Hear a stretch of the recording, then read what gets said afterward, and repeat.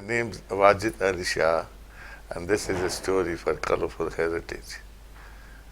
My name is Mrs. Susan Shah, and this is my story for Colourful Heritage.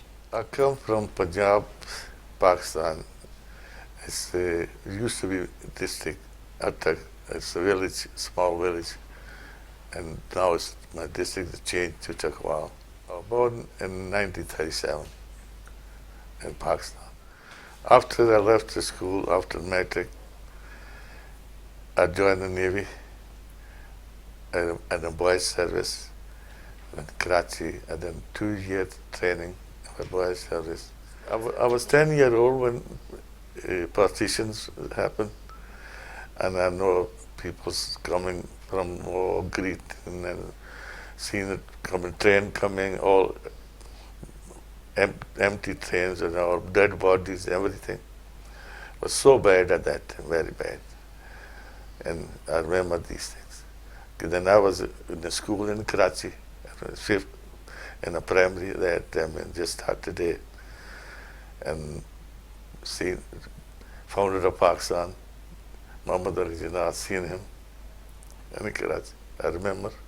It was a hard life on buses, shift. You do 8-hour shifts, then you do a lot of overtime because there was shortage of drivers all the time. And our people was hard-working people. They always work. That's why then they started shops. There was no many shops there at that time. So only shops you get was in Godwell's.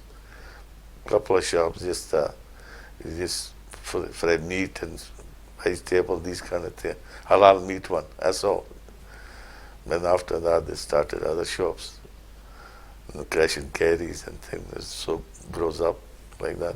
Before us, some people stayed 3, 4, 5, but depends how many rooms are.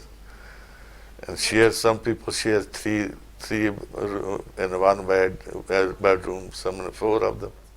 I came here in 1963, in August 1963.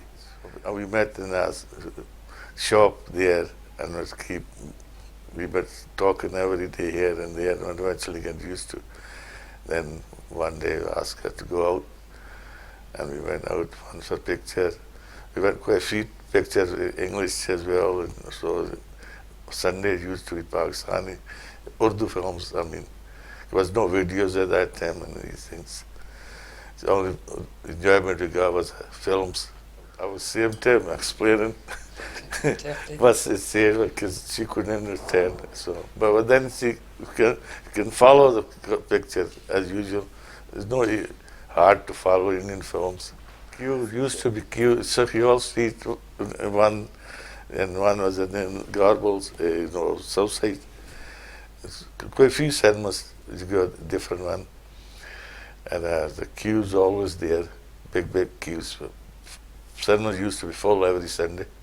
I met Wajid, I think it was roughly October 1966, and through a local shop my mum used to obviously send me, and I noticed Shah several times, and eventually I thought, he's nice, he's polite, and after a good few weeks, they asked me out, and a wee bit hesitantly, believe it or not, not because of the colour, not because of his colour, but because of his religion. I was born, raised Irish Catholic. That was the biggest stigma that I was getting a vibe about. And after a while, I introduced him to my mum. She adored him, she loved him. It was 12 years between us. Shah was 29, I was 16, albeit I didn't get married till I was 17. Shah was about 27, 28.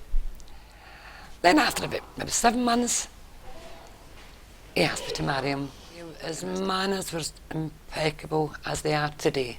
I could count in one hand in 51 years how many times he's hard to believe, but true, how many times he's raised his voice. Would never say any vulgar words. And when things would come up about mothers and fathers, the first thing it taught me was heaven was under your mother's feet. That was the first thing it taught me. And my children to this day and grandchildren keep that saying. my mum literally fell in love with him. You know, his manners, polite, and he's always been very quiet spoken, never raised his voice, never judgmental. I'd be the one to be judgmental. I'd say, what do you make of her? What do you make of it? He'd go, shh. Maybe they're like this because of this. He was always justifying other people's predicaments, whether it be emotional, financial, whatever. And it obviously his looks. He was so handsome, and still is so handsome. He was just lovely. Respect for each other. Respect for each other. I was very much aware. I think people assume you say Muslim, they just think haram, pork and drink. No, no, no, no, no. To me, a Muslim is much more than that. That's a way lesser down. You know, it comes from the heart. Being, number one, a good person inside. Don't say, don't do things for face value, which I couldn't have done. Ask me, what's the secret of a happy marriage? I would say, have no secrets. If you've got a problem, we're no mind readers, you know. To this day, you know, he'll still, I'm not a mind reader. Yeah, you may have said that, but you should have explained it more to me. I don't know what you wanted or what you expected me to do. I'm not a mind reader. Ask me. It doesn't matter how silly it sounds, and vice versa. When I was in Pakistan, I had to ask Shah everything, albeit traditional dress-wise, I knew what to do. Prayer times I knew what to do, especially when we were in the village. He didn't have to. But no, his family just treated me wonderful. The nieces, the nephews. I felt like a queen. Truly enjoying your visit. I loved. I'm only sorry I didn't go 40 years ago. Honestly, I'm only sorry. It was just.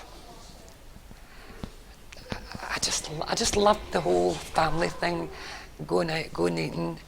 Then he made, I'm still not very good at the plough rice. I'm still not good at that. He's great.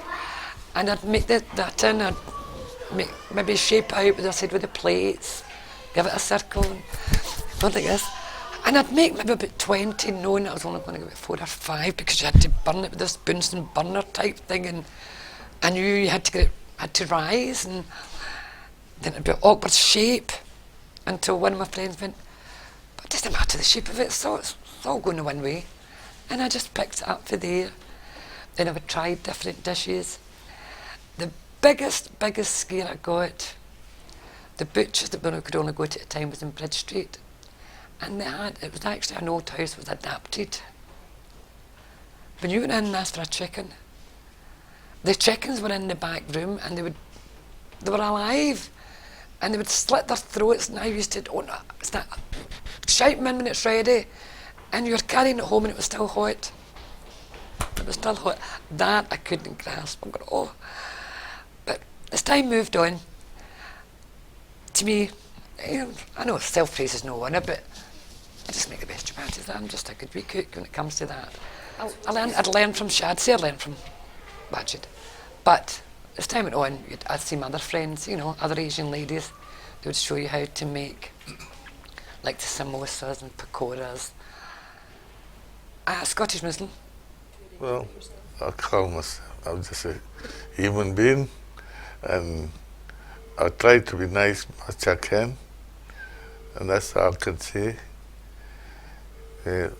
Identities, though I got between 2 nationalities, but I still love both nationalities. That's it.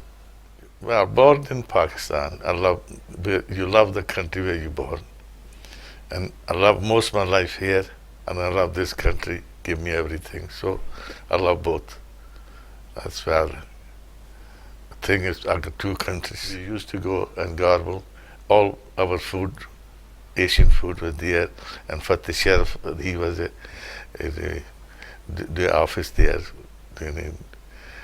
And always people talk about him, and I used to go there and talk to him. I find him a very nice person, very, very nice. Everybody, never see anybody didn't like him. That's why I like him. Well, it's only once I asked him, I didn't ask him anything. Only once I said I was a bit short of money for him, pay airfare. Now he said, don't worry, you can give me when you come back. But I did give him whole next week before I went. I never took it, but he offered me. So he was that kind of person, nice. If anybody need any help, he had to give it. And begin, nobody, most people was coming too many, 62 and 63, they, few years, but a lot of people came from India, Pakistan, Bangladesh, well, no Bangladesh at that time, it was all one Pakistan. So it's just naturally the people started to, too many foreigners coming, too many foreigners, people talk about that. You know what?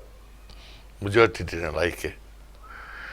But they needed at the same time, the workers, short of workers everywhere. So they need the foreigners at that time. But when they settle down and this thing, it's calmed down everything.